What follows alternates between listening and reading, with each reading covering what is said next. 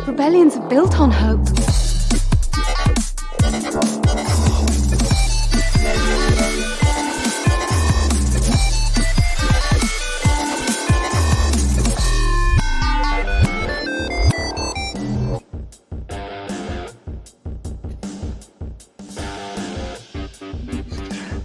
And welcome to another episode of Radio Rebellion, a Star Wars podcast. I'm your host, Alberto Calderon, and joining us is my co-host, Oti, and our special guest, our friend, because she was so great in the chat last week that we said, you know what, it's better she's here live. Noor-Hal is joining us again on the Rebellion. Noor-Hal, how are you doing today?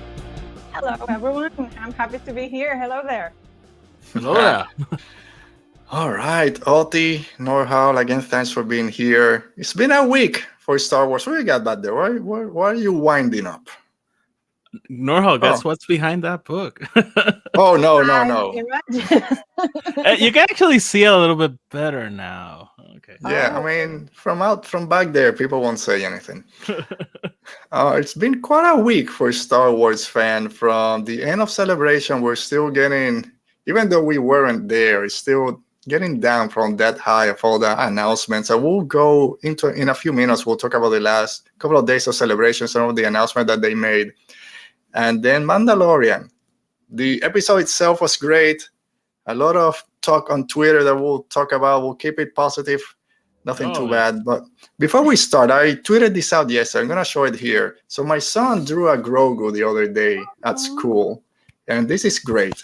He wanted me to show it to you. I was going to show it anyway. He named it, for some reason, he named it Chicken. It's something he does now. But it is a great Grogu. Will find its way to either back there so everyone can see it or somewhere closer here to my desk.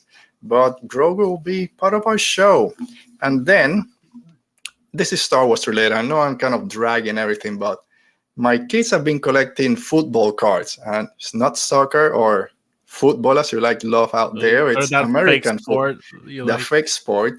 And then my wife said, you know what, let me get something for Alberto. And I got a season 1 Book of Boba Fett cards. And if you guys will indulge me, I'm going to do a quick unveiling. Are those Topps cards?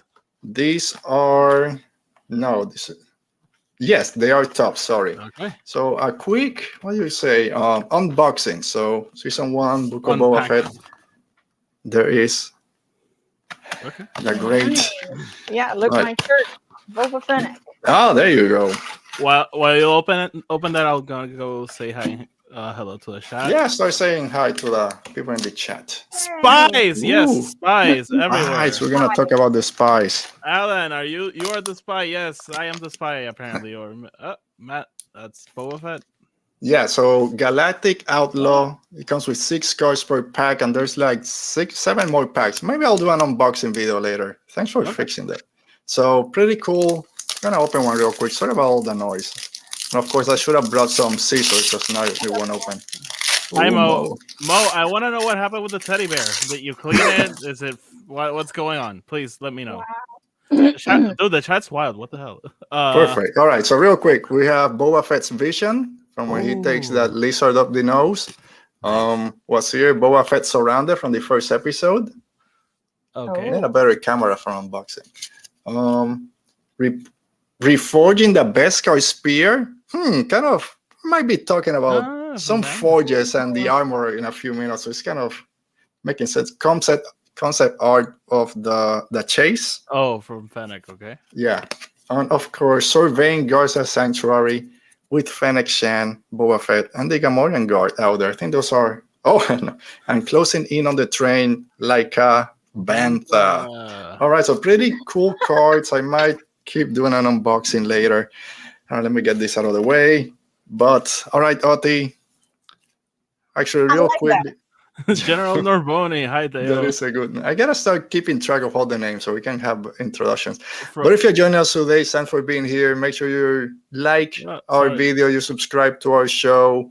We'll go back to chat in a minute. If you're watching this later on in the replay, thanks for being here. Make sure again that you're subscribed. And comment below all your thoughts, theories for the finale, everything that's going to be happening in The Mandalorian, and even from the Star Wars Celebration topics we're gonna be talking about. All right, Oti, just finishing up. Who else is in the chat as we before we start the Roberto's show? in the chat. Hey, Roberto. Challenging like the Grogu. Brennan. Roberto is happy about your. Oh, I told Otto before we started. I think I won't do a rant. If we'll see how it Do it. goes. If, You guys know what it's about. It's fine. yeah, it's Talk we about. might. We, Yeah, we don't have to make him feel important. yeah. Maybe as we start talking about the ending and any speculation for next week, maybe we'll do a little bit. Just because people is thinking something's gonna happen, that I have no idea how they think. They're hoping you get a Fennec rookie card. Well, I still got like 6 more packs there. Okay. And then I can sell that one in a Okay. few years. Let's go to the topics. Let's go. All right, so if you guys are ready, I'm not ready. Let's talk Star Wars, and we start with Star Wars news. Star Wars news. Wait. We have teddy bear updates. He's Ooh. had one bath so far, and we'll probably have another one. Okay, keep us posted, my. Mo. All right, so did she grab the teddy bear from the road? Teddy is currently drying from his first bath. Ooh. Okay, thank you. Oh, whoa! More We have the updates? Geeky Waffle. Oh, Mickey Waffle. I'm gonna say it now. They did invite us for a waffles after dark. Waffles after dark. Yes. Do the rant from your car. That would be perfect. That would be perfect. I've been waiting for a Waffle After Dark invitation for a while, and I'm so happy. Oh my, we'll see how that goes. Gonna make sure everyone at my house is asleep.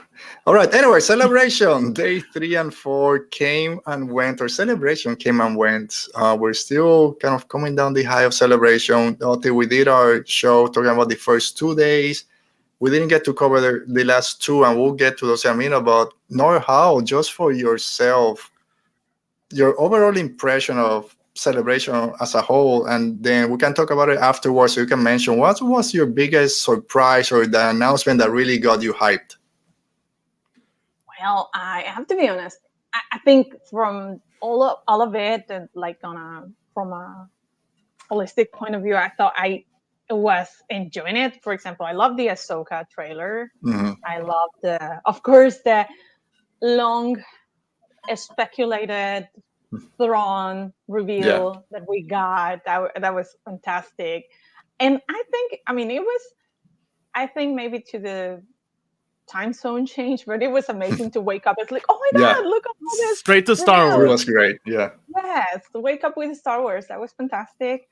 But I thought I was so excited about the projects going forward and the movies. I have to be honest.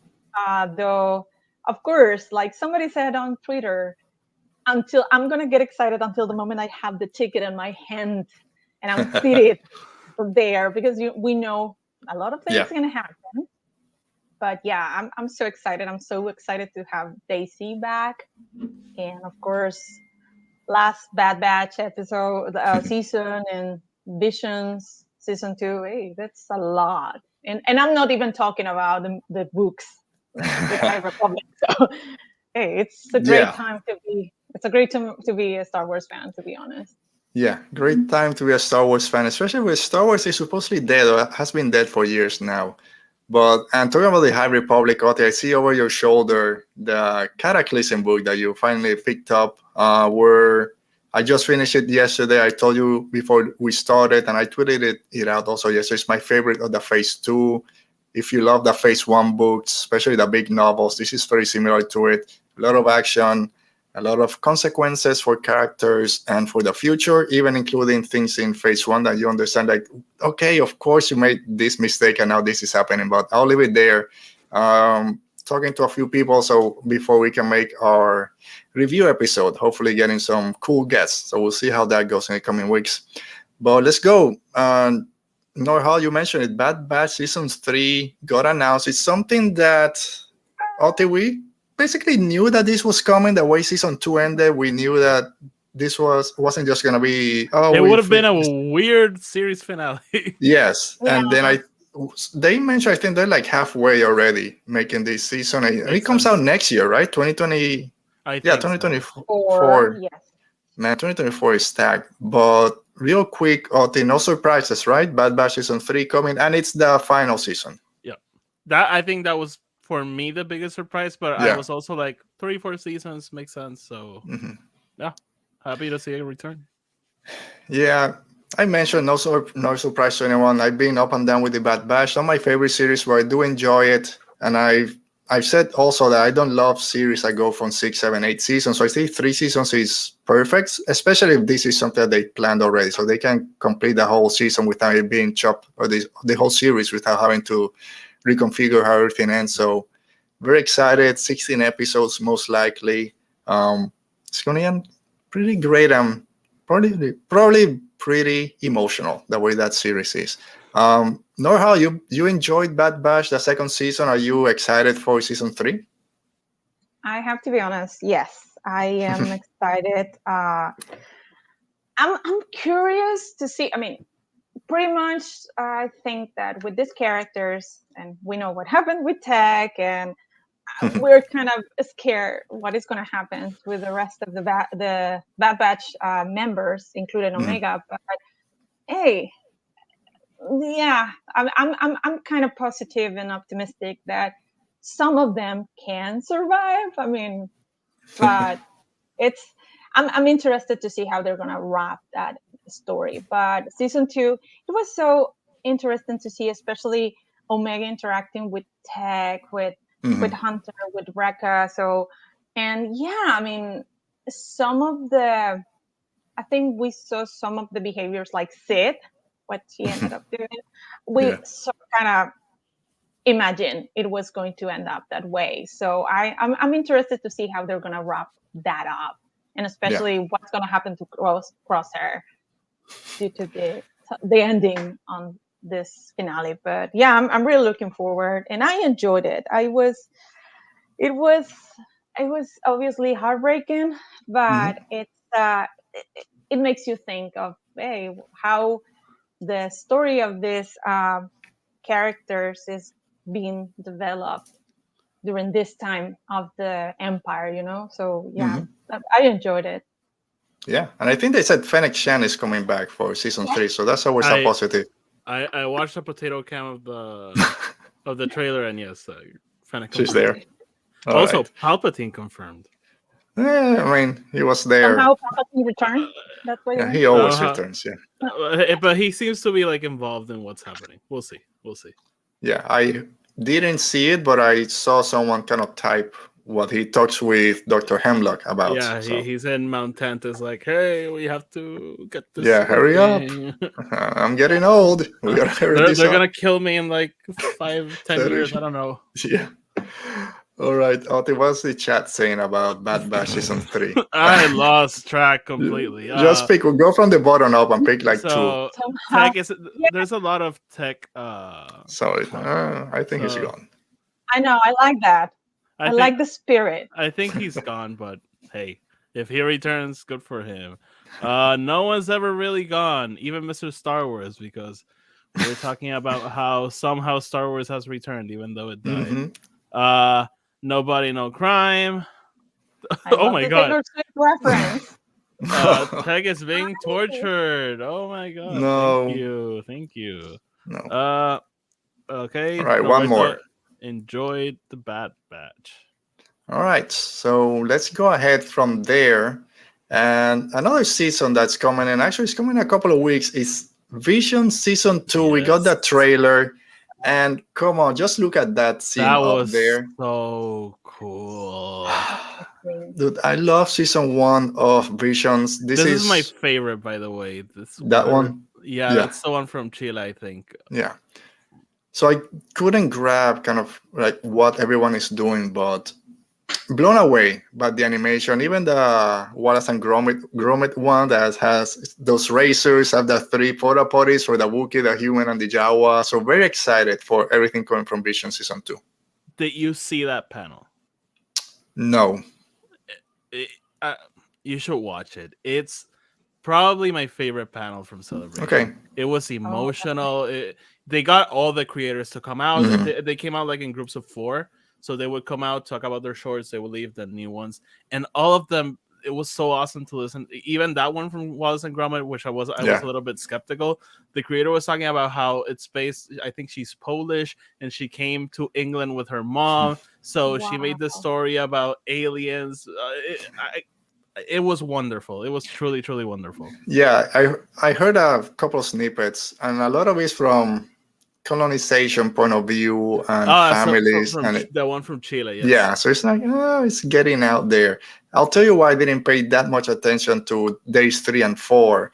It's personal stuff, but my water heater went out, died on Friday, celebration Friday. After we finished our show around 8:30 at night, I said, I'm going to go take a shower. No hot water. Oh, it'll be fine. Maybe my kids used it up. Saturday, no hot water. I finally got it fixed yesterday. So a whole week of just cold showers. So I think that's why I was angry yesterday. I said, I'm just going to rant. It's because a week of cold showers. I took a nice one yesterday, hot, warm. So I'm cooled down now. Noor-Hal, do you enjoy season 1 of Visions? And are you excited for season 2 coming in, 2 weeks or 3 weeks? Yeah. Oh my God. Yes, almost. I mean, this year is going so fast, but yes, I am really excited. I think Vision season 1, the way I saw it, because there was a lot of the 9 Jedi and all the. Yeah. This is the way I saw Visions. It's like, imagine the type of fiction the people of a galaxy far, far away would have. Mm-hmm.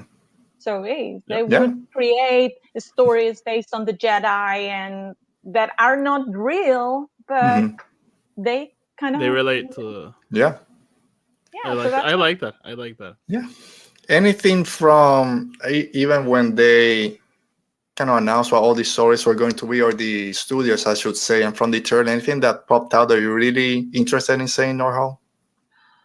Well, I saw the Chilean one, and also in general, I think I'm really excited to see, because I saw that they were expanding their perspective. So we have more international studies, which is fantastic, because all across the world, and I've seen Latin America, there's a lot of influence from anime.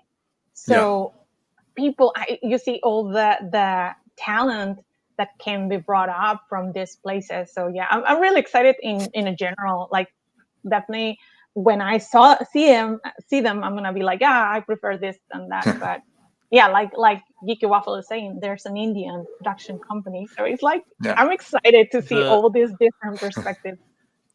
The Indian one was another one that caught my attention, because they were explaining about how they're using. It kind of felt like they were using parts of the story of the partition to influence that story, and they have like a Indian version of an Inquisitor. Again, that panel was great. I truly loved it. All right, I might have to go find it out. Anything else from the chat, Oti, before we jump to our last celebration news? I just wanted to highlight Dennis Lawson is doing voices in this season, Nice. Which I love. Wedge, he's one of my favorite pilots, if not my favorite. And awesome to have Dennis Lawson in Star Wars. Yeah, and of course you're gonna watch that Chilean one in Spanish. And the Spanish one, there's one from Spain, and the Chilean one. It's awesome because that was the one I was most excited to see. And it was the one that got my attention the most in the trailer before knowing it was the one from Chile. So it was just perfection.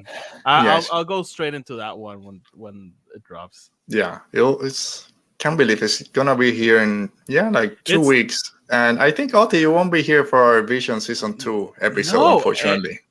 And it's coming out the day I travel to Mexico, so I'll probably have to wait to when I come back. All right. That sucks. Yeah, sorry.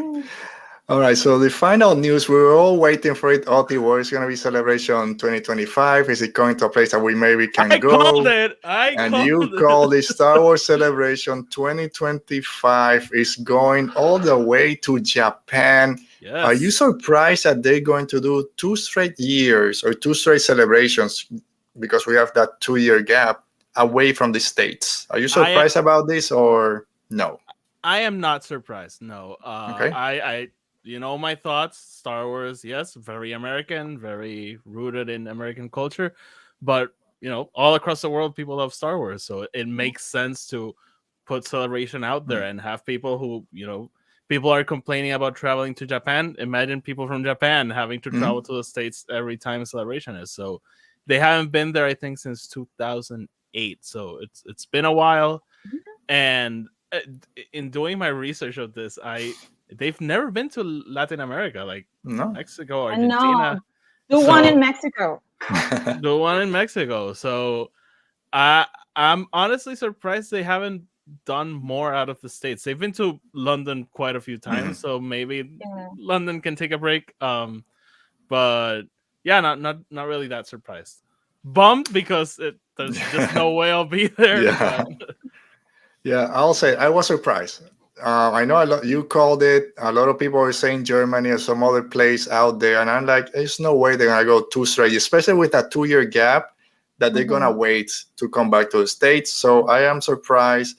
Not surprised that they didn't select Orlando, even though that's where I wanted, because it's the only place I probably couldn't go. But I know there's a lot of issues here in Florida right now with Disney and the governor out here. But so a bit not surprised, but I thought it was gonna be a little bit closer. The most recurring comments I saw was Chicago, Anaheim, and Orlando. I was like, those are the last 3 ones. Like, yeah. So, and I do want to say, like, people, come on. Like, I saw people being like, really? Japan? It's like, yes, it's a country with people that watch Star Wars. Like, what's the problem? Like, you can't go. That sucks. I've never been to one.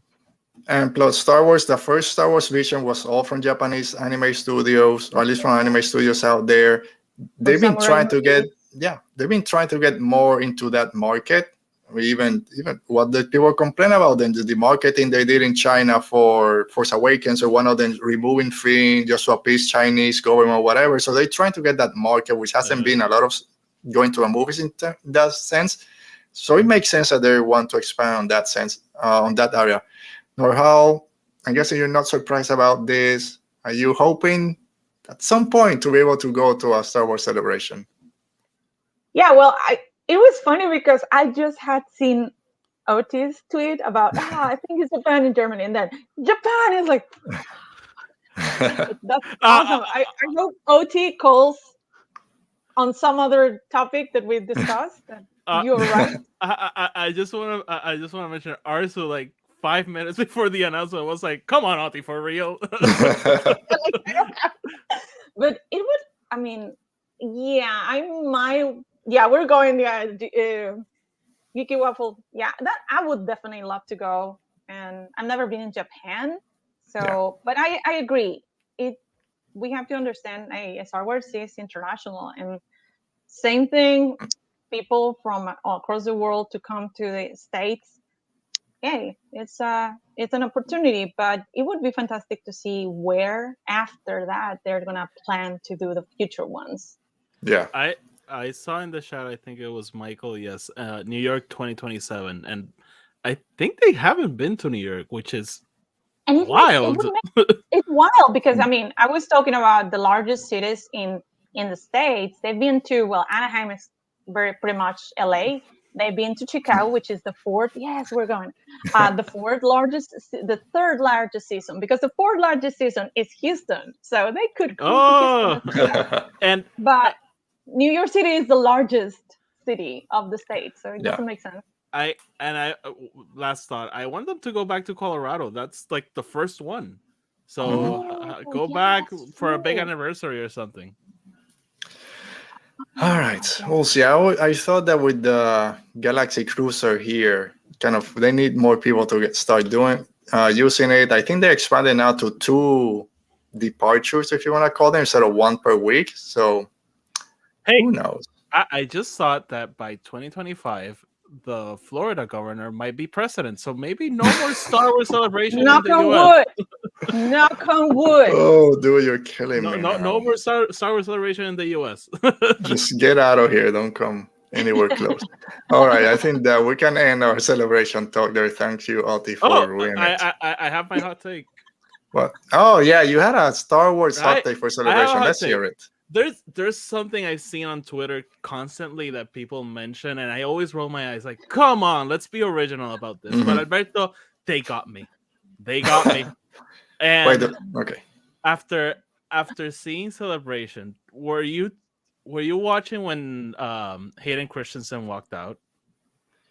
No, to the Star Wars live panel. I mean, For me, that was one of the highlights. I saw him in the Kenobi panel. I'm trying to remember if I saw him when he came into the live stage. I can't. They gave him a badass intro. Like they started, they turned off the lights, the red lights turned on. They did and Christina said from my locker. And Alberto, after seeing that, and it's just people losing, he started crying. Like it was this huge moment, and I was like, if they want to do a Darth Vader series, do a Darth Vader series. Like, oh my god. Hayden Christensen got such a bad rap after the prequels and is finally getting to enjoy being who he is, being basically the key to this entire franchise. And people just freaking love him.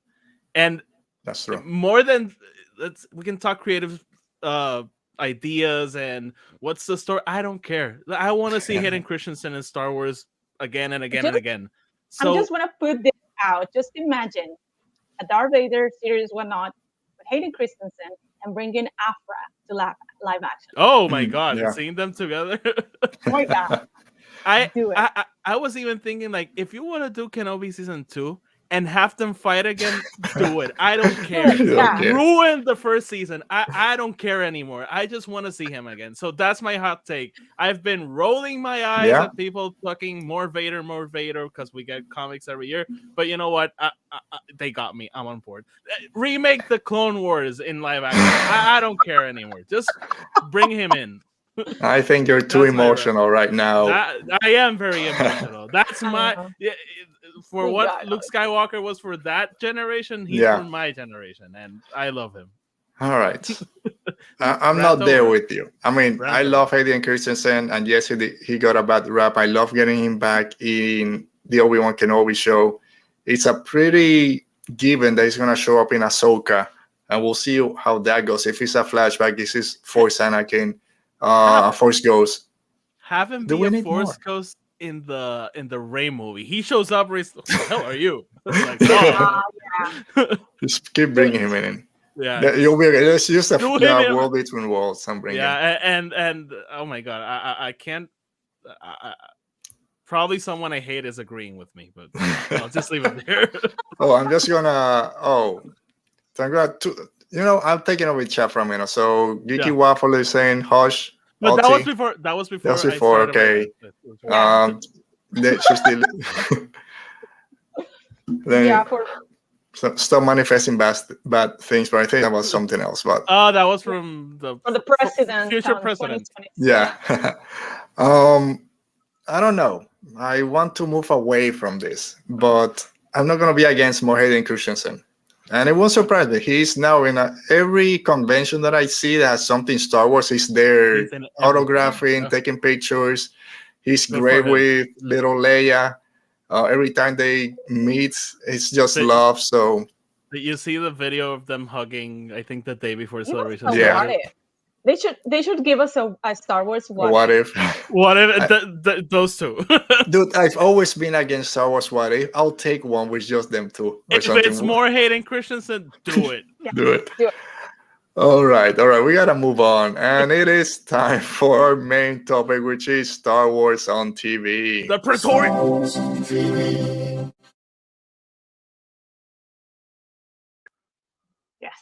All right, Star Wars on TV. I was gonna leave this for later, but I'm gonna do it because I know Oti can't wait for this. But it's the return. Where is it? Where's my? Oh, it's down here. Sorry, I got everything messed up. They did not cut me off because it's happening. No. Hopefully we don't get copyright by the music. But look at that. I never thought I would be so happy to see someone die. The sequels are getting retconned, Oti and Noor-Hal, but look at the Praetorian Guards. Dude, this scene just blew my mind. I mean, after that, I went and watched The Last Jedi, and I teared so bad. Yeah. The minute they showed up, The only thing I could think about was like Rey and Kylo had a very hard time with them. Haas is dead. There's Yeah, no exactly. way he was getting. He did great against those super commandos or whatever we're gonna call them. But as soon as those three showed up, it was No, it game was. over. Yeah. And I love that it was that hard, that they came in that hard. It wasn't that he didn't put up a fight, because you had to show that these characters were just all out. I agree. All right, Woo. but the episode starts with Coruscant 2049, because they've been doing this Blade Runner stuff for a while now. And we have Elijah Kane, the number, and I should say the episode called The Spies. And we'll jump into it because that's the big rage on Twitter now is who's the second spy? The first spy, of course, Elijah Kane, meeting with my Imperial probe droid, and this was my moment. Otto just watched the Praetorian guys 5 times. I watched those guys like 10 already. What's I his name? love it. And I'll name mention my moment, which you might know which one. I know which one it is. Yeah. What did you What ask, was the great Otto? moment? Name him. Name that probe droid. That is 5WP. RR2R5WP is the name of him. Wow. I was thinking Tom, but okay. Yeah, no. And that's because when I started this episode, and you can't see him, but back there I have a probe droid, and I gave him the name 2Rs for Radio Rebellion, 5WP for Star Wars Podcast. So 2R5WP is every Imperial probe droid that showed up. I like that. Oti and Noor-Hal, for weeks we've been hearing on Twitter, and again, if you are not enjoying the show, that's fine, to each his own, that this series is convoluted, doesn't know where it's going, too many things happening. What's the I don't even know anymore, but here we had the through line, what's the tone, and here we got in one episode, the Coruscant subplot that I keep calling, it's not a subplot. We got it for about 4 episodes now. In episode 3, we got it. We got a little bit in episode 5 with Elijah Kane in Coruscant, and now it comes again when finally Moff Gideon shows up. Everything from season 1 of The Mandalorians trying to come together to bring back Mandalore. The Empire from the end of season 1 with the cloning, and the Imperials out there, the remnants. So everything that people have been complaining, it's all come together. So people forgot. You said it. You sent me a DM. Remember when people were saying this sucks? What are they saying today? Oti, is this season just a garbage? Episode in the show. I just want to say, like, this is what happens when you let a show play out, the entire season play out. It's still not over. We're still waiting on the final episode, but yeah, like I always say this, watch your favorite show. Where's your character in season 3 versus where they are in season 8, 5? Like, it's a process. Like, just wait. Noor-Hal, you've been enjoying the series so far, the season, I should say, and then just this intro, because this was very reminiscent to episode 3 when we met Elijah Kane and Dr. Pershing. It kind of comes together finally, everything that she's been doing behind the scenes. Oh yes, I think that's one of the main cons. I'm pro every weekly episodes on the series, because I think it gives you time to chew, to think about what you're seeing on each episode. The binge model, some people prefer it because hey, you have the whole series on one seat, but I don't think you enjoy the each episode the same. However, that's also a con, because people, like you said, OT is like, where is this going? Hey, you see that's going to end up having some effect or impact on the main story. So no, I'm enjoying it. Of course, there might be some areas of improvement on writing, on stuff like that. But from the moment that they presented the Mandalorian, they said it was going to link somehow with the larger picture to where the story is going to end up on the sequel trilogies, whether we like it or not. But it's gonna be linked anyhow. Yeah, I was thinking about trying to find that quote, because the first thing we heard about The Mandalorian, even before the show premiered, was this is leading up to the sequel trilogies. Yes, it's called The Mandalorian. Yes, we follow Din Djarin and his story, but it all leads up to the sequel trilogy. And every season I've been getting closer, and the last couple of episodes is here in your face. So for people saying, "Oh, I'm missing the story of Din Djarin and Grogu and that family vibe," I understand, but that's not where the story has been going since this show was created. So I understand that you're missing that part, but that's not the show that we're getting. Like Ote has said time and time again, and even before we started, is stop projecting what you want something to be, and because when it doesn't happen, then you're gonna be disappointed. We were never told that, so it's proceeding as it should have been. And I should have done the Emperor's quote. I just missed it. People really need to be a little bit more introspective and realize when something is a feature and not a flaw. Yeah. And it's maybe not a feature you want. It's maybe not a feature you like, and you just gotta accept that. Like, sorry, maybe this isn't the show for you. Yeah. There are a bunch of shows coming down the pipeline. Maybe one of them will be for you. And their season 2 is coming out next year. Maybe that will be for you. So every time I get a new phone, I don't use all the features. Some of them I just forget them. I focus on the ones. And before you, sorry, okay, go ahead. No, and for example, with Andor, we would sit here and that episode was amazing. I'm missing the Jedi. I'm missing the Force. I'm missing Sith. So it is what it is.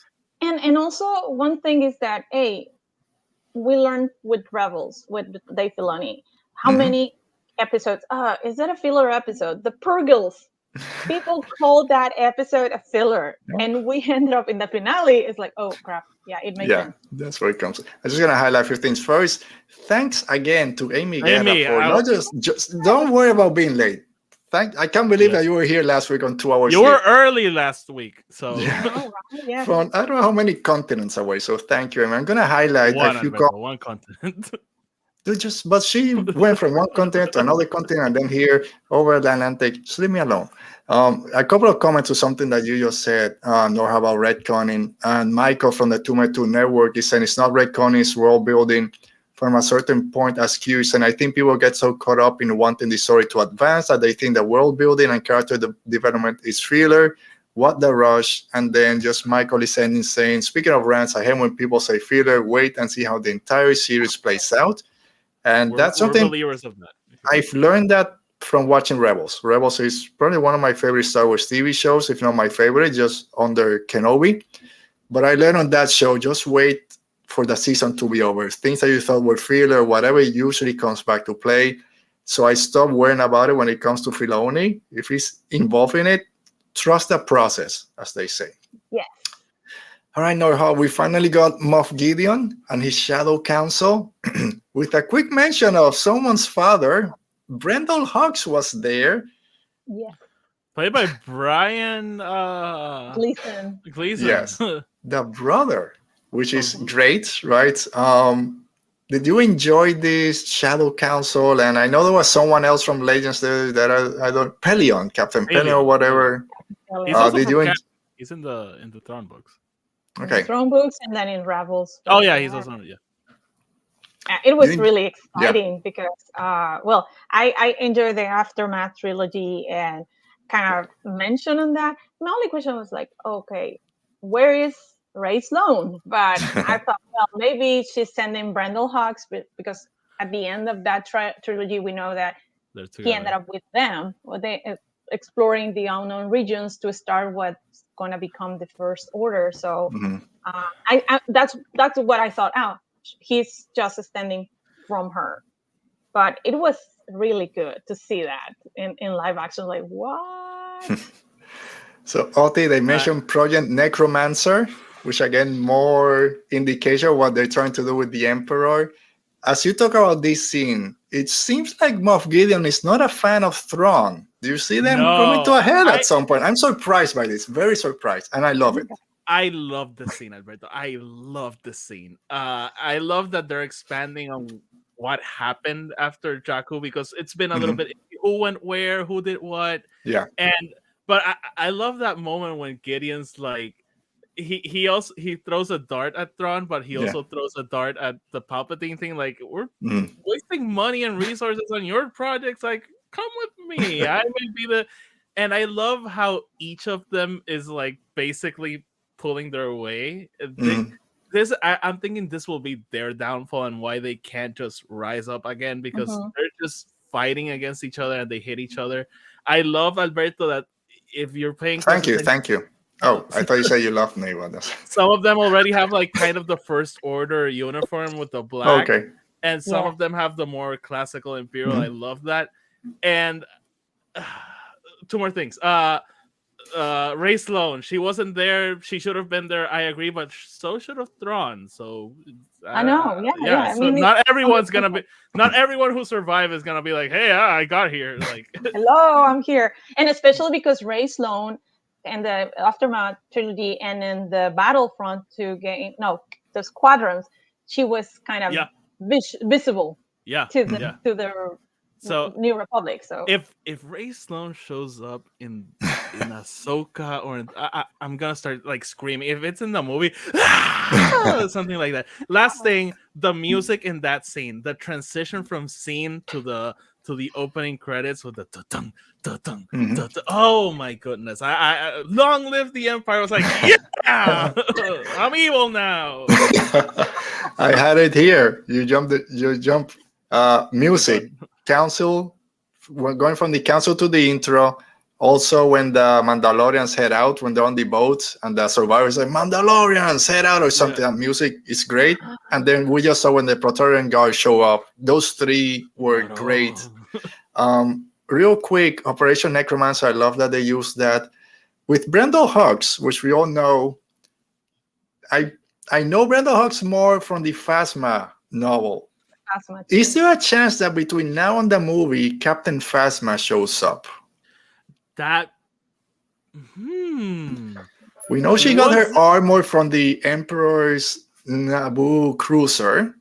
She was there. She might be. I'm trying to figure out what age she's at this point. Celebration. Yes, and people want more with Phasma. And this would be a great. And I always say that those droids that were helping the Magistrate in Mando.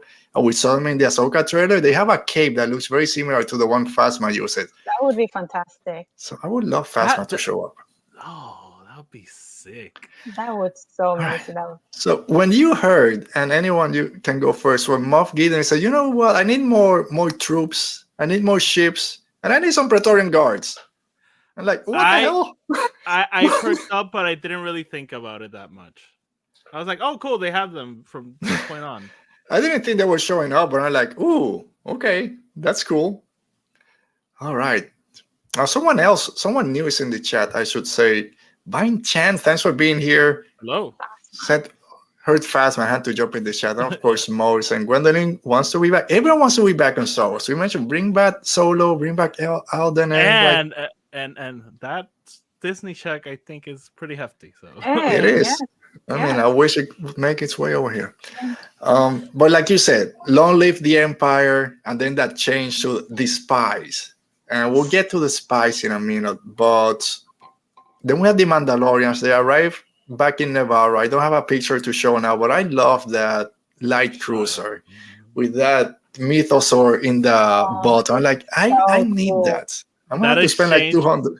That exchange between the droid and Grief Karga was amazing. Like, the Empire's look here. at the insignia. Yeah, that's with the Star Destroyer or something. That's not a destroyer. That's a light cruiser. But I love that. I love just the visual. This episode, the visuals were great.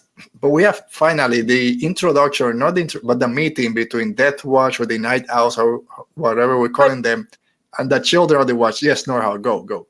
And we mentioned first when they arrived and we got the shot of the gauntlet and where the Grogu is sitting. Yes. So Grogu sitting on Bo-Katan's lap. He's been moving. Cool. He was on the side chair the previous episode. Now he's in the lab learning to fly. Very, very cool. Very interesting. He's been kind of, I don't know, pushing Mando away a little bit. But we had that meeting from the two groups that we've been kind of waiting for a while. Are they gonna just start fighting go right ahead? They're gonna behave, but the armor's there just banging her. I just had this pots and pans. I just had this weird visual of the doors opening and they jumping out straight into a fight. I love that Paz Vizsla tells Ragnar, just take all the kids to the back because I think it's going to go down. And IG-12, I forgot. So here goes Grief Karga. Hey, the Ancelans finished working. Oh, what did they do to IG-11? No. It's IG-12 now. Let's get that little baby there. No. Yes. No squeezy, bad baby. Oh, and yeah, it's now he Grogu now is in his terrible 2 or 3s because no. Yes. There's a scene where they're just walking and Grogu's still like yes. Oh yeah, and they're just grabbing all the food. Mando just paying. Yeah. How bitter did the tribe look? Very bitter.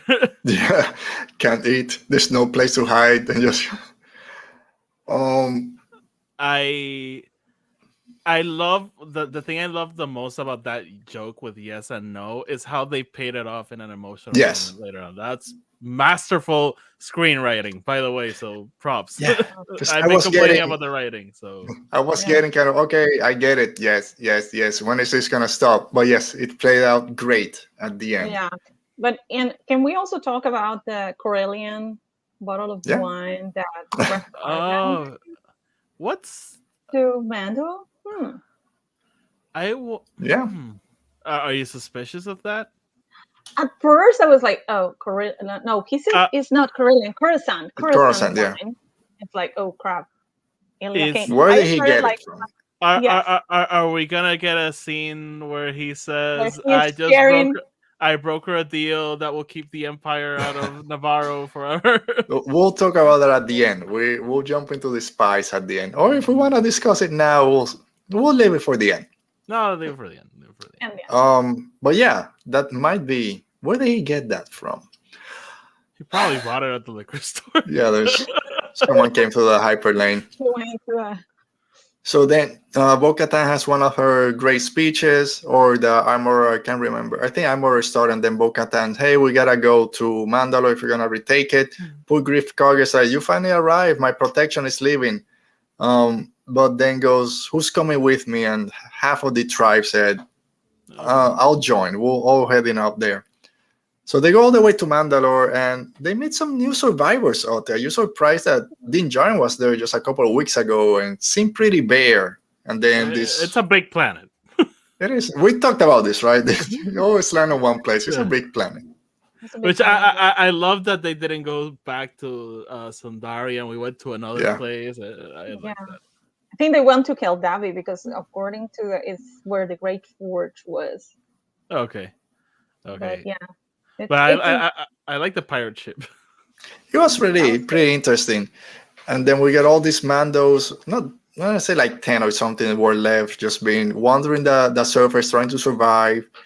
And Bo-Katan confesses, I would say, or wants to get the weight off her shoulders and say, this is what happened. I surrendered. I tried to broker a peace, went to Moff Gideon. Don't say anything. Brokered a peace with Moff Gideon so they can let us leave. And I had to give him the dark saber. You enjoy Noor-Hal, this scene that we finally learned? We've been waiting for years to learn how she lost her whole. I think it was one of the biggest questions because at the end of season 1, we see Gideon with the dark saber. Like, what happened to Bo-Katan? Yeah. Immediately we thought, oh, but it makes sense because Moff Gideon, he's not a good fighter. He's not a great fighter, I would say, but it makes sense and it talks a lot. I know we've been complaining during this season that we haven't had a mention of Satine Kryze yes. so far, but I think you see a lot of Satine in her sister that she preferred to surrender a blade to Gideon instead of thinking, hey, this will help my people. But it's like Mando said on the first episode, never trust the pirate, never trust the Empire. He went ahead nevertheless. So they did a pretty good job painting the picture of what was happening because they mentioned they had bombed Mandalore twice. So they were just gonna. It was like literally their most desperate hour. Like, so she held on for quite a while because after the first bombing, I'm sure the pressure was like pretty high. I'm like, hey, what are we gonna do? And it sort of reminded me of A New Hope, where Leia said that the Rebel base wasn't Dantooine, and Tarkin went ahead and destroyed Alderaan anyway. So Yep. it's like, Anyway, yeah. That's Yeah, it's one of those because you know they're gonna betray you anyway. But if you don't try, then you can't say that you didn't try it. Yeah. Do you think we'll get a mention of Satine before this season is over? So next week, it's something we've been waiting for. There's been moments where it could have fit perfectly, but it hasn't come. Do you think we'll eventually get it? I would like it, but honestly, I don't really think about it that much. Like, okay, it's been written by. I mean, he's not writing all the episodes, but he's involved. So if they haven't done it, it's probably for a reason. Like, even Favreau was involved with that show, so I don't think it's this thing. Oh, we forgot. Like, I think it's on purpose. And I did want to mention, we also got confirmation that Children of the Watch are in fact a separate group. Yeah, they said, "Oh, you used to be Death Watch." He's like, "Yeah, but Death Watch split into a bunch of different groups." So. All right, Noor-Hal, we've been waiting. I mentioned my favorite part of the episode with the probe droid. Oti mentioned the Praetorian Guards. But we come to it. She confesses that she had to give the darksaber. She goes to brew to the top of the ship, or the whatever you want to call the bow. And Din Djarin comes. And I don't have everything written down, but basically, just gives his "I love you." I mean, his loyalty to Bo-Katan by saying, "Your song is not yet written. I will follow you till it is," or something to that effect. As the lead chairwoman of the Bo-Katan Din Djarin ship, the Bo-Katan, as you called it. What was it like seeing Bo-Katan and Din on a ship? Oh my God, it brought me a lot of memories of, Dragon Glass by Ramin Djawadi started playing, like, Jon Snow and Daenerys on a ship. Is like, oh, wait a minute. But yeah, I think the moment was really, we know Din is a man of few words, and he literally, like, it was like a love confession, but without being a love confession, because he's just pledging his loyalty, and it speaks volumes about what the blade means, because at the end of the day, it's like, hey, from what we learned in the Clone Wars, Satine didn't have the blade, and she was the ruler of Mandalore. So being a ruler, it's not having a blade for him, and especially for him. And I know that all through the season, when he gave back the blade to Bo-Katan, a lot of but he was supposed to be the Mandalore. But it's like you guys said, a lot of people were making up their like, this is what Din is going to become the Mandalore, and he's like, but no, that's the story you thought it was going to happen. He's always said, I don't care, I don't want it, like Jon Snow. So and it speaks volumes, because he's, in all this season we see them together. I mean, aside of any romantic connotations, but they've been together learning from each other. And what he says, loyalty, character, and honor, that's what it matters for him. So that was so really, like, it was one of the best quotes of the Star Wars. Yeah. We've seen Oti even from season 2 of Mandalorian, when Boba Fett tells him, "No, I told you I was going to help you with the kid till he's safe, so I'm here to help you." And even in Book of Boba Fett, he said, "No, we're done." And then, no, I'm here to help you. We're going to keep going. So we've seen the loyalty that the Mandalorians have for each other. And I think, Noor-Hal, you also tweeted how it started, how it's going when Din Djarin met Bo-Katan in season 2. "Oh, you take your helmet off, you're not a Mandalorian," to the point of, "I'll follow you till the end of the world," basically. Again, you got to follow the character's story arc all the way. Oti, not surprised, but not enjoy. I'm sure you enjoy this scene, but what did you take out from this scene between them two? I like seeing Din's growth.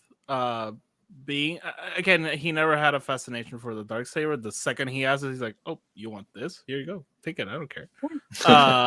But again, no, go ahead. No, I was just gonna say there was another very big Din Djarin moment. "I know nothing about the blade, just what you've told me." And we're like, "You know the history of the freaking darksaber." He doesn't know anything.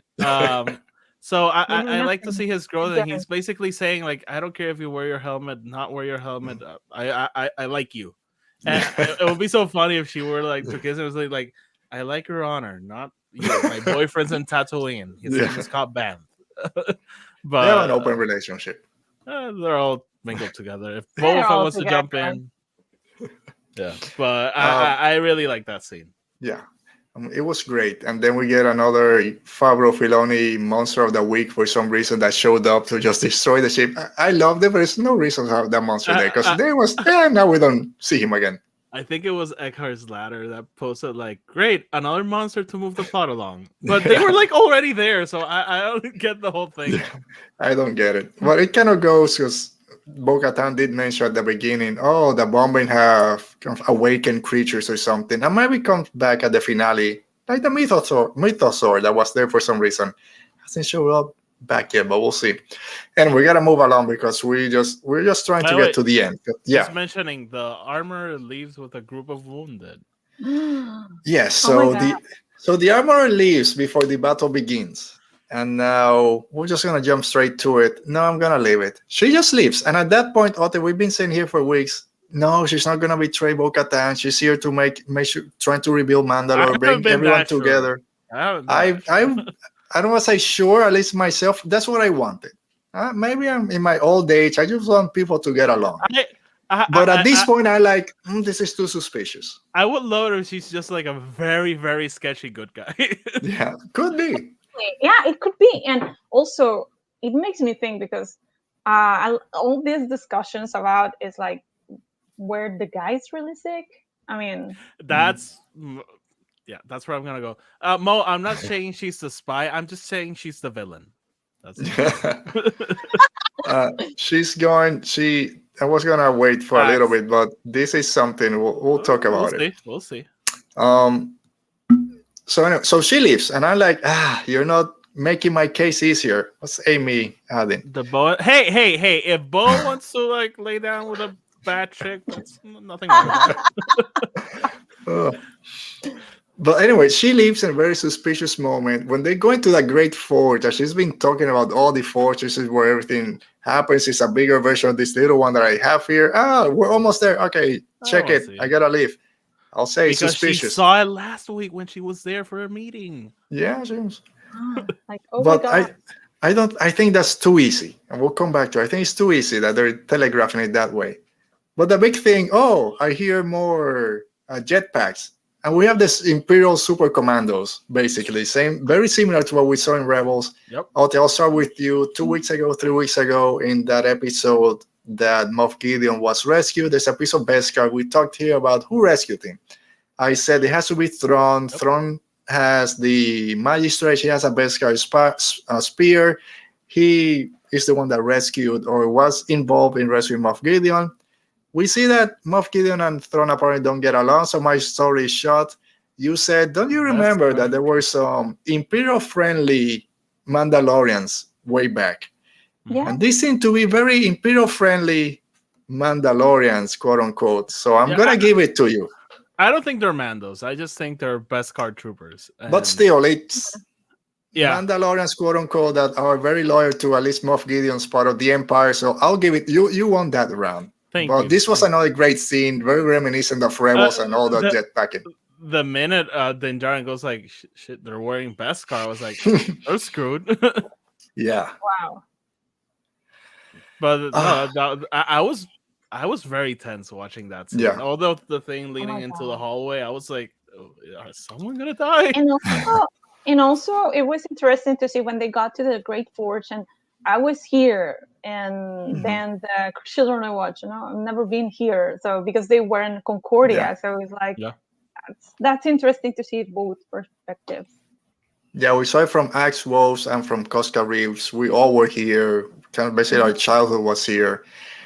And then when all the Mandos or the Imperials came in, that great fight happens. And then Axe Wolves, for some reason, he says, I'm going to go to the fleet and warn them. I don't know how he's going to get up there because the armor already took the gauntlet. I don't think he can go all the way out to outer space. But no one really thought about it. I was like, you're not going to make it, bro. I mean, there's a lot of interference Yeah. He's gonna reach. Was there another ship that, or did they? No, land they just came in the gauntlet in one. Because that's why she dropped all of them, secure the landing zone, and then I'll come. Crazy because both the armorer and Axe are doing things that are could be shady. I can imagine Axe like on the ground. Hey, help me! Come back down. So that's why I agree a little bit with Mo. Thinking at that point, I think it might be Axe, but I thought he left earlier. But we'll see. We'll see. I'm not sure. All right. Before we keep going, somebody on Twitter said that the same actor used to play a character in Agents of S.H.I.E.L.D. who ended up being Hydra. So, Ooh. Yeah. I mean, but by that logic, Ray Stevenson is playing the red lightsaber guy in Ahsoka, and he was Gar Saxon, so maybe he is Gar Saxon and he has a red lightsaber. That'd be cool, though. There was a very young Mandalorian also. Was that Corky? Corky. Yes. He was frozen in carbonite. Crossed. I mentioned this on the podcast, so fingers crossed. Yeah, Michael Scott, out the window in the fire safety. That's X-Wolf right there. But it was a great action scene, seeing all the every time the Mandalorians fight together. It's like, of course, I need to wipe them out because if they're together, no one's gonna defeat them. I love Din Djarin clothesline someone, and then there's like 7 shots in the ground. Like you're not getting back up. And that's something that I liked what Bo-Katan said when they were sitting at the table, that the Mandalorians are so strong that nobody else can defeat them but themselves, their own divisions. So yeah, it makes sense why we saw in the Shadow Council that all the individuals were like, oh yes. Yeah, we'll give you all the resources you need so you can try to get the Mandalorians at bay. But Ote, you mentioned when they start running down the hall, as soon as they took that turn and you see some of that very imperial looking metal, like this is a trap, what are you doing? But Din Djarin, being the himbo that he is, he just goes forward. No one noticed it. I was of two minds here. Like maybe that's the remnants that were left there. So maybe even Bo-Katan didn't really think about it. But I love the directing and the editing on that sequence because it's like a slow reveal, and you're like, is it not? Wait, is that where Moff Gideon was? Yes, exactly. Yeah, and it was great because you start thinking, crap, they've been here all along. We've been wondering where they're hiding, all this stuff, and they're right there.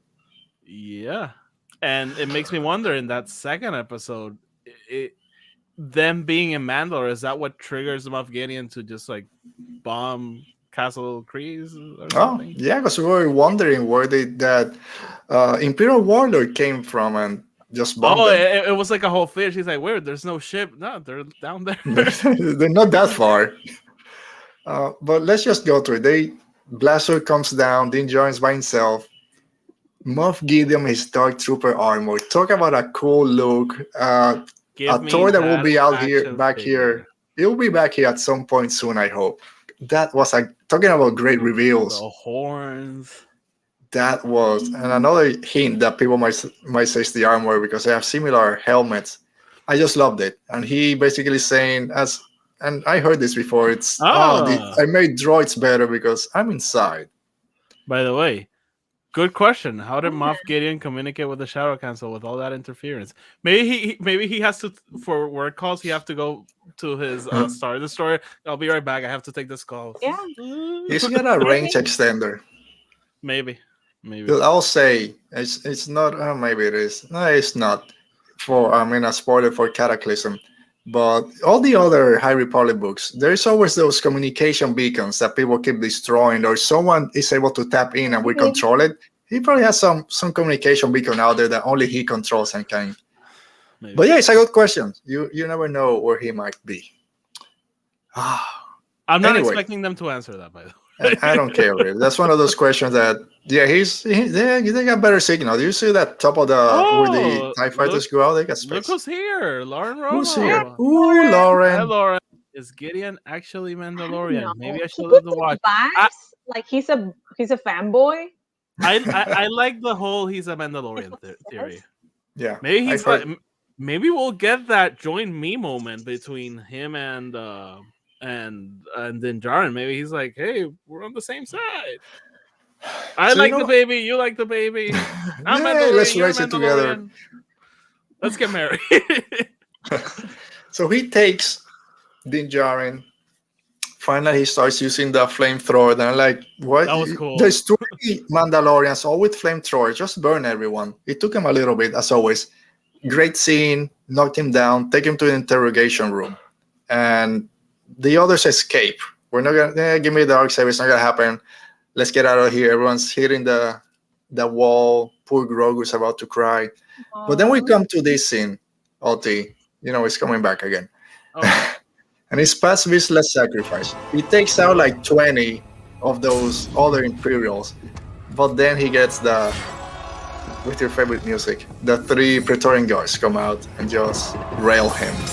Yeah. There was a lot of discussion that, maybe his armor wasn't the best, or that there are places where the armor doesn't cover. So. Yeah. I gotta say, the whole "this is the way" is something that has been drastically overused in this show. This was probably one of the coolest "this is the way" ever. Just like, this is the way. I love, because past Vizsla from season 1 and 2 was just this brawler out there that we really didn't care too much. He had that big rail gun and that was it. But slowly this season, not the same as Tech that got a lot of character arcs during Bad Batch. We've seen a lot with him. We got introduced to his son or his family. He's been helping out a lot. And it's been since season 2, like, I don't care about Bo-Katan, Children of the Watch, or Death Watch. And now, like you say, he's the one that, even before when she lights up the darksaber and goes to cut the hole, he's the one that stays up front just covering their escape and then sacrifices himself for people that 2 weeks ago he didn't care much about. So yeah, great that we saw that. Yeah, and again, that when he saw Bo, the first thing he said was apostate. Yeah. And now he's covering her. Awesome. Yeah. You will be missed, Paz, you jerk. Noor-Hal, just your reaction when you saw those 3 Praetorian guards come out. I'm with Roberto, by the way. He's sad about Paz, but too excited about Praetorian guards. Yeah. I was like, oh dear. I was like, this is it for him. But I was like, whoa, that's... And it came back to what they said at the beginning on the Shadow Council. Like, you'll have your Praetorian guards. Like, oh, shoot. He had them. I All right, let want me to say see bye. Ahsoka fighting them. I'm going to get... So thanks for us you. People was joking about, maybe what if Boba Fett and Fennec appear at the ending, and it's like, Fennec Shan is going to wipe the floor with those. We'll see. I think those Praetorian guards will wait till the movie, maybe the Ahsoka show. But Ahsoka. But Ahsoka will, as much as I'm not the biggest Ahsoka fan, she can take them down, at least 1 or 2. Well, I think and this is a good part also to bring Luke Skywalker in that. We talked. I would love to see Luke fighting them. We talked a few weeks ago. You kept asking me, is Luke Skywalker gonna show? I think he can show up in the movie. He could show up with him and Ahsoka fighting those 3 Praetorian guards. Wow, that'll be freaking something. I'm not expecting them to show up next week, but I'm sure people will be like, "Where are the Praetorian guards? Where are the in the movie?" They went to the movie. All right, so it basically ends there. A very sad ending. The minute he dies, I was like, they're going to end it here, aren't they? Oh, I hate you guys. I hate that. He was a real one. Agree, Lauren. All right, so we reached the finale, like I mentioned, next week, actually 4 days away, which is the great thing about doing this show on Saturday. It happened on Wednesday. We have 3 days to get deep down with it. He finally talked about it, and it's coming in a couple of days.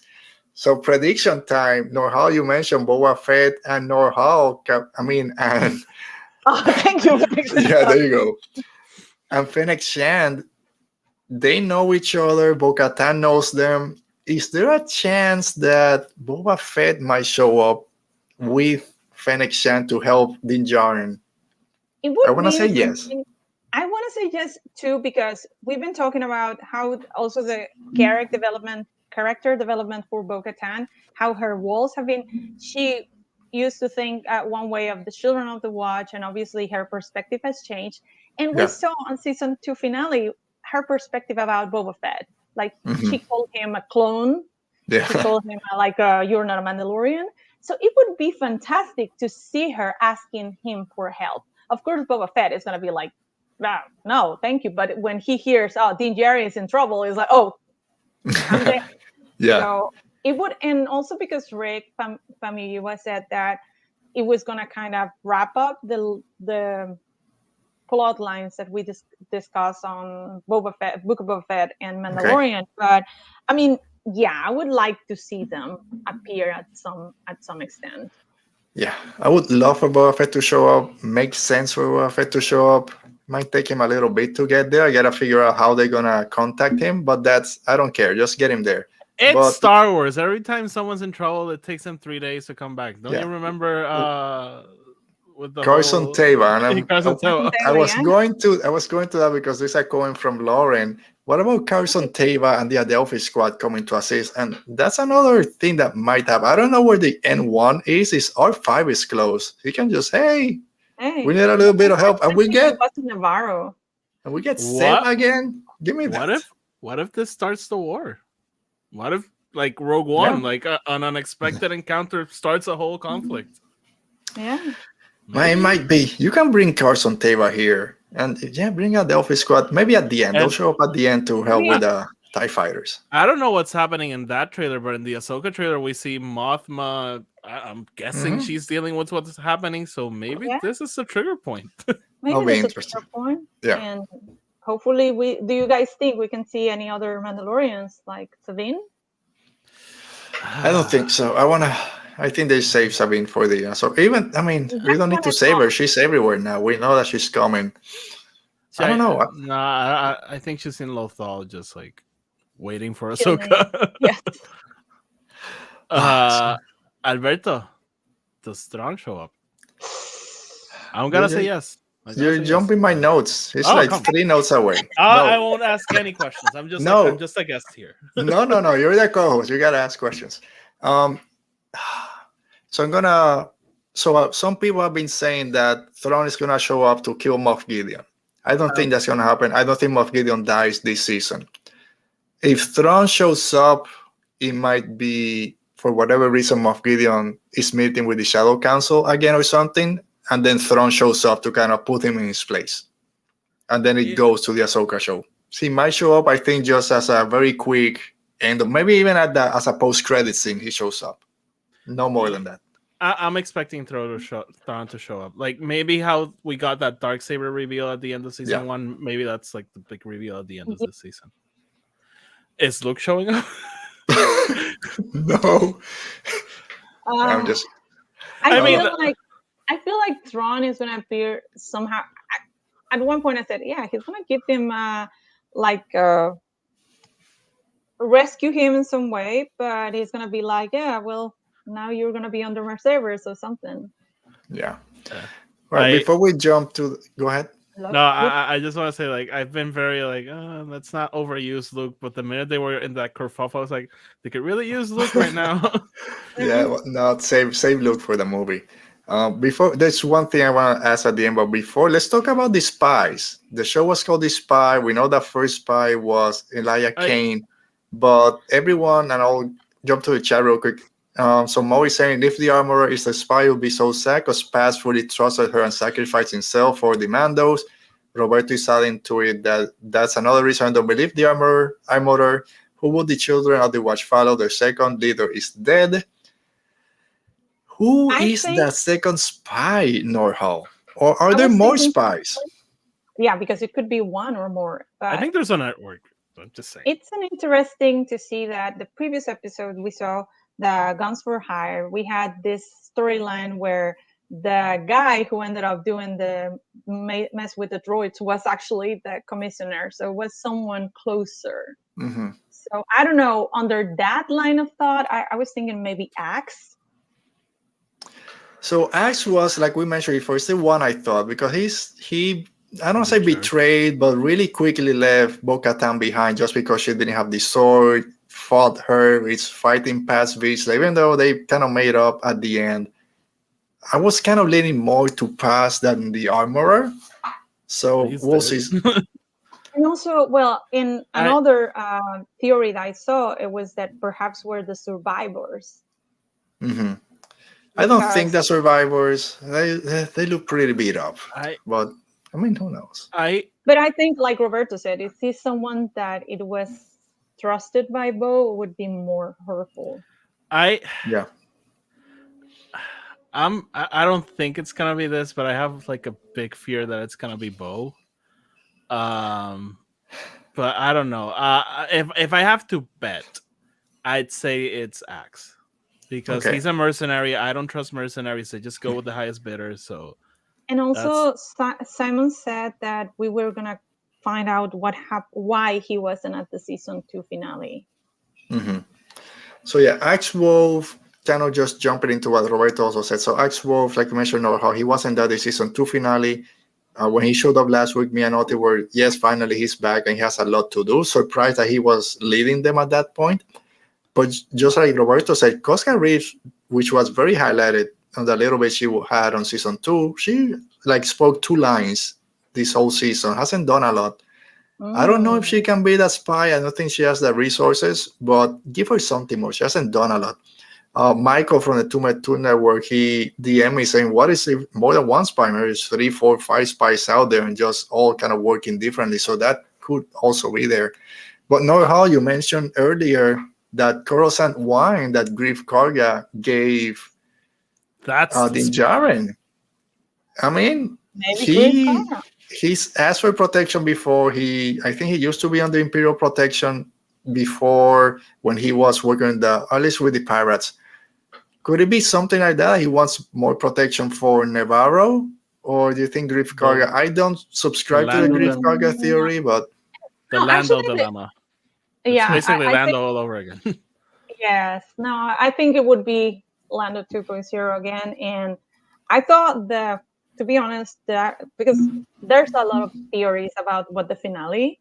Yeah. So I thought that bottle of wine, like Chekhov bottle, like it's gonna come up back in the finale or maybe later. So, but not sure if it was like there's the indication that Grief Karga was drink it. It will give you magic hands like the baby.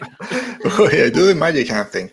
But I guess we haven't talked too much about it because the big kind of in your face is that it's the armorer. Oti, is that just to telegraph that we've been speculating for weeks that the armorer is kind of 2 intentions and now she's the spy? I've never trusted her, so if it's revealed to be her, I'll be like, this makes sense. All right, when did she have time or when did she met Moff Gideon is my thing. And again, it's Star Wars, do whatever. During season 2. And she doesn't show up. You asked, I answered. She didn't show up. That's true. She showed up only on Book of Boba Fett. In between Book of Boba Fett and that she was baptism too when busy Ragnar moving the whole covert. No, to me, stop, she didn't have. Stop saying 2 weeks. We know time here is like all. No, I said she was too busy moving the covert. I understood 2 weeks to move. No, it's been like 7 months already, probably a year or 2. Again, it's something in Star Wars. Forget about it. To me, she hasn't. I don't know how she can get away from the cover that she's so close to, especially with Paz Vizsla and everyone else, to be able to be doing all this maneuvering behind the scene with Moff Gideon. And why? Why would she need to have Moff Gideon kill the other Mandalorians? I don't know. That's just my theory. It doesn't make sense to me that she needs his help for anything. Yeah. Or I mean, maybe he's a Mandalorian and he's like, if you join me, we'll get rid of these people and we'll bring back the way. I don't know. It might be, since we just got how he got the Darksaber and everything, hey, he reached out. If you help me kill all these Mandalorians, I'll give you Mandalore, and then you can rebuild here or something. But have we considered the possibility that there are no spies? No spies. No one is a traitor, and it's just a poorly chosen title for an episode. Yeah. That'd be weird. That's a weird story. But again, it's sometimes we take titles too literally, right? Yeah. And it's just there. And I guess it's intentional because it's like it drives us to this frenzy of a speculation. Like, no, it's looking for all the So yeah, Yeah, makes sense. it's the spikes. The spikes on the helmet. She's Rook Cass that we She's mentioned. cat, but Yeah. maybe she's atoning. I don't know. Yeah, and then good point from Lauren. Yeah, I just saw that why would the armorer want to take Mandalore back if he knew Gideon was there? Good point. She's also been the one promoting the theory that you can't go to Mandalore. Yeah. So Gideon clearly doesn't want them there. So, But don't where know, did she get the water from the living waters that she's using to build this? That's true. maybe it's like she called Gideon like, "You idiot! He was there and you didn't kill him." We just missed him by 2 minutes. Jackass. All right. So the other big thing that I don't know where this started. I just popped up on my feed and everyone was saying that the lead character of the Mandalorian, probably Star Wars' most famous character apart from Grogu, who was just announced that a movie concluding his whole story is going to come out in a few years by the name of Din Djarin, is going to die in 3 days. Where did this come from? And is there... I know, because Rick Famuyiwa was said that the title The Mandalorian has outgrown Din Djarin. Yes, and also if I it think was that, and this is the point with fans and with internet. Like, They'll take anything. people analyze. Like, it's like Take the Bo-Katan internet says, away. don't believe everything you said, everything you hear. People was like, oh, but Rick said that the Mandalorian is no longer Din Djarin, and then Pedro wasn't in the Star Wars Celebration to 2023 when he was 2 weeks before on the Pally Center event with Katie and John and Dave. Phasma died and she's there. So exactly. And it's like, oh, and then Pedro doesn't post anything on Instagram. It's like, what? I mean, people is like get like connecting things that are not there. Exactly. It's like, okay. And that's why and also the comments from Brandon Wayne, who is who plays Din Djarin, that it might hurt too much. And I mean, people immediately thinks, and I've seen also a fair share of comments like, no, Bo is gonna die. No, Din is gonna die. It's like, I mean, they're the two leads. I mean, yeah. I don't see a world where, I'm speaking from Alti, I don't see a world where Din Djarin or Bo-Katan dies next week. I think Din is safer than Bo. I mean, obviously. I don't think this happens. I don't understand why. There's a lot of reasons, like, no, because he's gonna do the second season of The Last of Us. Like, do you guys know what happened in the second season? Golf club.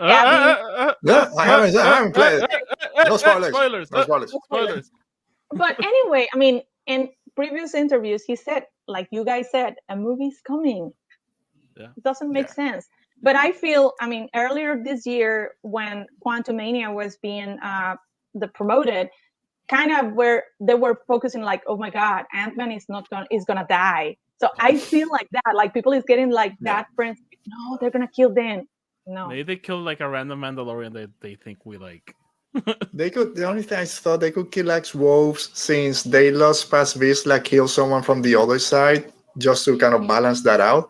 But I don't. Again, Din Djarin, he's in his glass case. No, in carbonite. No one's gonna touch him in terms of dying. Bo-Katan maybe, but I still very low percentage. I think the most like. Sorry, go ahead. No, I just think the most likely thing is that Din is like lost and like kind of Empire Strikes Back. Like they leave, they take him, and they're left with nothing. All right. Yeah, it could be emotional, like something like really like Battle of the Bastards, where this moment where people thought Jon Snow was gonna be like asphyxiated, but he didn't die. He was just revived. Come on. Yeah. By the way, there's a comment for you, Noor-Hal. Oh yeah, that's.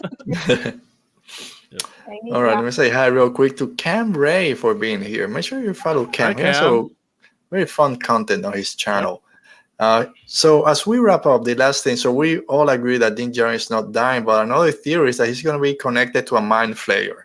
And at first I'm like, no, that's not going to happen. But then it's the mind flayer has to come back for a reason, because Dr. Pershing, we haven't seen him again. I thought they're wiping his mind and he's going to come back and he doesn't remember this or that. He's going to go back to the Empire. But they showed the mind flare for a reason, and as we said before, a lot of these things play back at the end. Noor-Hal, can they wipe Din Djarin's mind and he forgets about Grogu and we all cry like That would babies? be so hurtful. But one thing that made me think about Gideon, what he said about Pershing, he said for now. So he was Yeah. like kind of gone in some way. They weren't gonna be able to bring back his memories, his mind, or something. So yeah, maybe they can do something like that. That we're gonna be like, no, he forgot about Grogu, and maybe the Force. Grogu can use the Force, or Luke, or Ahsoka, and I mean, it didn't Cal Kestis has this. Yeah. Oti, Mind Flayer, and the season ends with Din Djarin not knowing who he is. I mean, that'd be like a dumb thing because he's with the people he has to be with. So okay, sure. I want to say no, and again, it's because I want positive things. I don't want this season to end on a downer or on a cliffhanger that our heroes are, that he forgot about Grogu, and do a Bad Batch with Tech dying, or in season 1 when Wrecker's chip turns on and he's about to kill Omega, although that got resolved. I really don't see them, and again, they did kill Tech, and sorry for Bad Batch spoilers if you didn't know. I don't see them turning Din Djarin, who is this very famous character right now, and removing that connection. Story-wise, some people might say it works, but I don't see it how they can do that for this show. It doesn't feel like that type of show. They just introduced a character in Disney World with the baby. Yeah.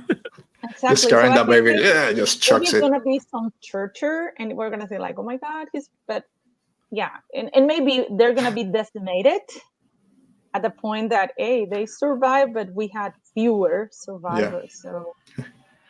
And that would be a perfect ending, the Ghost Crew showing up. If you see the Ghost showing up, I'll start crying. We see Hera, like, yeah, cry. All right.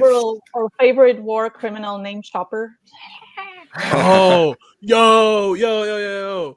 Hurry up. Luke doesn't show up. Ahsoka shows up, saves the day, and she's like, I need you. What happened? Let me tell you what happened to me in this last year. And boom, flashback to the show. There are Sith all over the place. Yes. I would say yes if we weren't getting a season. Oh, no, forget about it. I forget Ahsoka is coming out like in 3 months, so maybe. And Lauren is saying it, and who else said it? I think Michael said it, that all this leads to the Ahsoka show. Yeah. I really hope that the Mind Flayer doesn't play into it in terms that he gets his mind wiped. Is he losing his helmet? I think so. Yes, that's obviously. It's the last season, the last episode. It has to happen. It has to happen.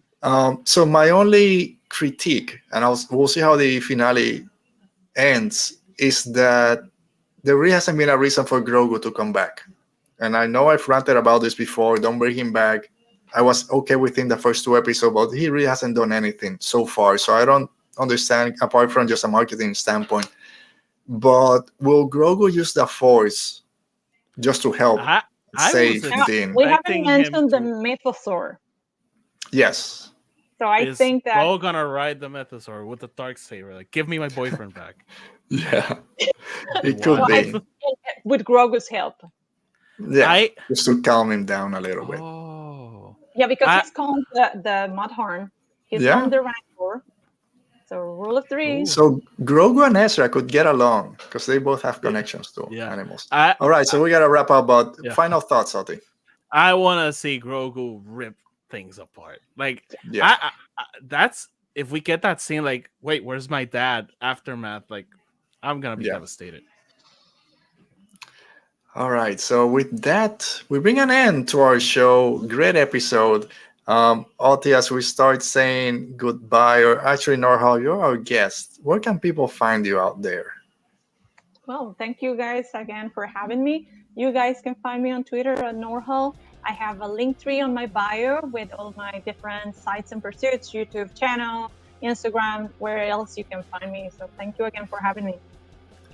All right, Oti, I know it's down there, but I have to ask, what are you working on, or your having your own episodes also for your own podcast and all that stuff. I'm working on rating the High Republic. Yes, please. No, but you know, I you can find me over at Twitter and Instagram at Epe Star Wars, whatever it says down there.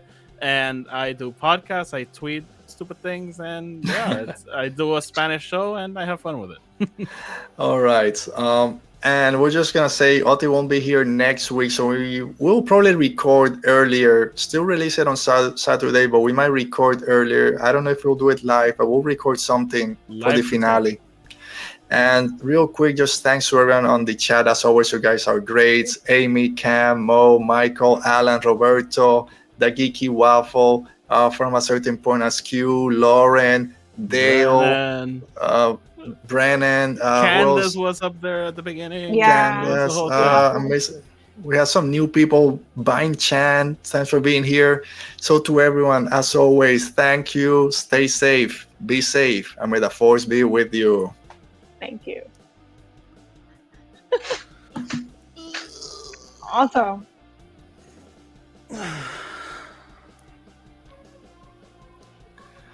It's still going. Right. Oh, it's still going. I gotta hit end broadcast. That's a